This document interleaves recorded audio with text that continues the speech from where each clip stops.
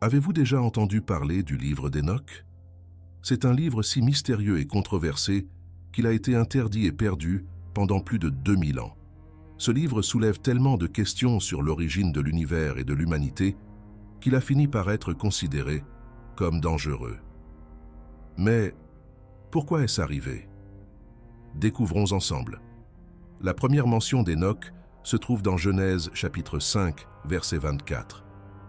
Hénoch marchait avec Dieu, et il ne parut plus, car Dieu l'a pris. Hénoch a tellement plu à Dieu qu'il a été emmené au ciel sans connaître la mort.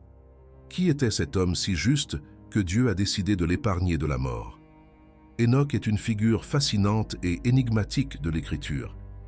Dans Genèse chapitre 5, verset 22, nous apprenons qu'il a marché avec Dieu pendant 300 ans après la naissance de son fils Mathusalem, et que sa dévotion totale à Dieu a abouti à sa transition directe vers le ciel sans connaître la mort. Cette description unique met en évidence le caractère unique de votre relation avec Dieu. Au IIe et IIIe siècle, des pères de l'Église tels que Justin Martyr, Irénée, Origène et Clément d'Alexandrie ont mentionné le livre de Hénoch. L'épître de Barnabas du début du IIe siècle faisait un large usage du livre de Hénoch. Le philosophe romain Tertullien a même appelé le livre d'Hénoch « Sainte Écriture ». Cela démontre le respect et l'importance que ce texte avait pour les premiers chrétiens. Justin Martyr, par exemple, était un des premiers apologistes chrétiens et il mentionnait le livre d'Hénoch dans ses écrits, en particulier lorsqu'il discutait de l'origine du mal et de la corruption apportée par les anges déchus. Irénée, un évêque du IIe siècle, a également fait référence au livre d'Hénoch dans son ouvrage « Contre les hérésies » où il détaille la doctrine chrétienne et la lutte contre les hérésies. Origène, l'un des théologiens les plus influents de l'Église antique, citait fréquemment le livre d'Hénoch dans ses commentaires sur les Écritures. Pendant environ 300 ans après Jésus-Christ, le livre d'Hénoch était largement connu et lu, jusqu'à ce que le concile de Laodicée, au IVe siècle, le déclare controversé et soit interdit, perdant ainsi sa crédibilité et tombant dans l'oubli. Le concile de Laodicée, tenu vers 363-364 après J.C., fut l'un des nombreux conciles qui tentèrent de consolider le canon des Écritures chrétiennes. De telles décisions reflétaient souvent les préoccupations de l'Église concernant l'unité doctrinale et la pureté théologique. L'exclusion du livre d'Hénoch était peut-être une tentative d'éviter les doctrines qui semblaient divergentes ou en conflit avec des enseignements largement acceptés. Cependant, au XVe siècle, lors de la réforme protestante, l'intérêt pour le livre d'Hénoch refait surface. C'est alors que l'explorateur écossais James Bruce trouva le manuscrit original dans la collection sacrée de l'Église orthodoxe éthiopienne. Bruce a ramené plusieurs copies du manuscrit en Europe, ce qui a permis aux érudits occidentaux d'accéder au texte pour la première fois depuis des siècles. Le texte d'Hénoch, conservé en éthiopien, se compose de 5 parties détaillant sa vie, ses rencontres avec les veilleurs, ses voyages au ciel et ses visions de la fin du monde. Ces parties ont été traduites en anglais par Richard Lawrence en 1821 et par R. H. Charles en 1912. D'autres versions ont été trouvées dans la grotte 4 à Qumran, révélant davantage d'histoire et complétant notre compréhension du texte. On pense que le livre d'Hénoch a été écrit entre le IIIe et le 1er siècle avant J.C. Il s'agit peut-être de l'un des premiers récits écrits par des humains et peut-être de l'inspiration du livre de la Genèse et d'autres parties de la Bible. Certains apôtres ont cité Hénoch comme Jude, qui dans Jude chapitre 1, versets 14 et 15, cite Hénoch chapitre 1, verset 9. Voici, l'Éternel vient avec des milliers de ses saints pour exécuter le jugement sur tous. Cette citation renforce l'influence du livre d'Hénoch sur les premiers écrits chrétiens.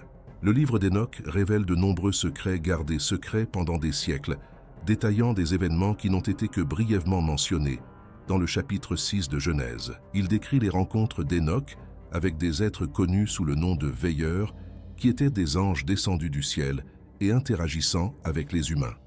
Genèse chapitre 6, versets 1 et 2 dit « Et il arriva, comme les hommes commençaient à se multiplier sur la face de la terre, et que des filles leur naquirent, que les fils de Dieu virent que les filles des hommes étaient belles. Et ils prirent pour eux des femmes parmi toutes celles qu'ils choisirent. » Ces passages sont développés en détail dans le livre d'Hénoch. Les veilleurs sont décrits comme des êtres d'une stature énorme, avec des visages brillants comme le soleil et de belles voix. Ils utilisaient des chars de feu, dont les roues tournaient si vite qu'elles semblaient en feu, et produisaient un bruit semblable à celui du tonnerre, ressemblant beaucoup aux descriptions modernes des ovnis. Dans le chapitre 7 du livre d'Hénoch, ces anges déchus enseignent aux humains diverses connaissances interdites, comme la métallurgie, la magie et l'astrologie, contribuant ainsi à la corruption de l'humanité. Le livre d'Hénoch parle également des Néphilim, enfants des veilleurs par des femmes humaines, qui étaient de puissants géants et causèrent de nombreuses destructions. Ces êtres géants sont mentionnés dans plusieurs cultures anciennes, notamment dans les mythologies grecques et sumériennes. Dans Nombre, chapitre 13, verset 33, la Bible dit « Nous y avons aussi vu des géants, fils d'Anak, descendants des géants, et nous étions comme des sauterelles à nos yeux, et nous étions aussi à leurs yeux. » Cela renforce la présence de ces êtres dans différentes traditions. Le récit des Néphilim et des veilleurs offre une perspective fascinante sur la compréhension ancienne des êtres célestes et de leur interaction avec l'humanité. Dans de nombreuses cultures, ces géants sont considérés comme des personnages puissants et souvent destructeurs qui ont considérablement influencé les sociétés humaines. Mais pourquoi le livre d'Hénoch a-t-il été interdit? Il y a deux principales raisons. Premièrement, on pense que la plupart des textes n'ont pas été écrits par Hénoch, mais par plusieurs personnes à des époques différentes, ce qui a soulevé des doutes quant à leur authenticité. Deuxièmement, le livre contient des incohérences avec la Bible, comme l'attribution des maux du monde à un démon nommé Azazel plutôt qu'à Satan. Dans Hénoch chapitre 10 verset 8, Dieu commande à l'archange Raphaël « Liez Azazel, mains et pieds, et jetez-le dans les ténèbres, ouvrez le désert qui est à Dudaël, et jetez-le là. » Ce récit diffère de la vision chrétienne traditionnelle de l'origine du mal.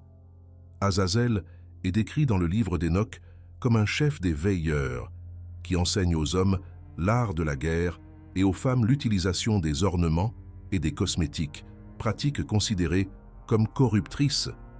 Cette figure est différente de la vision chrétienne traditionnelle, selon laquelle Satan, le principal adversaire de Dieu, est la source du mal dans le monde. De plus, le livre d'Hénoch décrit des visions détaillées du ciel et de l'enfer, du jugement final et de la rédemption des justes. Ces thèmes se retrouvent dans d'autres écritures apocalyptiques, mais le livre d'Hénoch présente un récit unique et riche qui élargit notre compréhension de ces croyances. Bien que le livre d'Hénoch ne fasse pas partie du canon biblique, il reste un texte important pour comprendre l'histoire ancienne et les croyances des différentes cultures. Sa lecture peut nous aider à comprendre à quel point nous sommes tous connectés, quelle que soit sa véracité. De nombreux érudits modernes considèrent le livre d'Hénoch comme une fenêtre précieuse sur les croyances et les traditions juives de la période du Second Temple, fournissant un contexte et une profondeur à notre compréhension de la Bible et de l'histoire religieuse. Le livre d'Hénoch est également important pour les études apocalyptiques juives. Il offre des vues détaillées des royaumes célestes et infernaux, décrivant en détail le sort des justes et des méchants. Ces visions ont profondément influencé la littérature apocalyptique ultérieure, notamment le livre de Daniel dans l'Ancien Testament et l'Apocalypse de Jean dans le Nouveau Testament. Dans le chapitre 1 du livre d'Hénoch, l'auteur décrit une vision qu'il a reçue sur l'avenir, où Dieu descendra sur terre pour juger les méchants. Il dit « Voici, il vient avec des milliers de ses saints pour exécuter le jugement sur tous et pour détruire tous les méchants. » Ce passage est remarquablement similaire à la description du retour du Christ dans l'Apocalypse, reflétant l'influence mutuelle entre ces textes. L'impact du livre d'Hénoch s'étend au-delà des frontières du judaïsme et du christianisme. Son influence est visible dans la littérature apocryphe et pseudépigraphique, des textes religieux qui n'étaient pas inclus dans le canon biblique, mais qui sont encore considérés comme précieux par de nombreuses traditions religieuses. Les manuscrits de la mer morte, découverts à Qumran, comprennent des fragments du livre d'Hénoch, confirmant sa circulation et son importance parmi les communautés juives de l'époque. Ces manuscrits, datant d'environ 200 avant JC à 100 après JC, contiennent des textes qui correspondent à plusieurs passages du livre d'Hénoch, fournissant une preuve supplémentaire de leur pertinence historique et religieuse.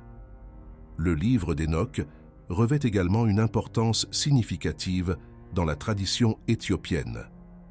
L'Église orthodoxe éthiopienne est l'une des rares traditions chrétiennes à inclure le livre d'Hénoch dans son canon biblique. Cette reconnaissance reflète l'influence durable du texte dans certaines parties du monde chrétien et sa contribution à la théologie et à la spiritualité éthiopienne. De plus, le livre d'Hénoch est souvent cité dans les études modernes sur l'ufologie et les théories du complot. Les descriptions des veilleurs et de leurs chars enflammés ont été interprétées par certains comme d'éventuelles rencontres anciennes avec des extraterrestres. Bien que ces interprétations soient hautement spéculatives, elles démontrent la fascination durable du livre d'Hénoch et sa capacité à inspirer les débats contemporains sur les mystères anciens. Le livre d'Hénoch, avec ses riches récits et ses visions apocalyptiques, continue d'être un texte qui intrigue et inspire. Son exclusion du canon biblique officiel ne diminue en rien sa valeur en tant que source de sagesse ancienne et fenêtre sur les croyances et les pratiques des cultures anciennes. Que pensez-vous de ceci? Partage avec nous. N'oubliez pas d'aimer et de partager cette vidéo avec votre Église pour aider la parole de Dieu à atteindre plus de personnes. Que Dieu vous éclaire et vous bénisse.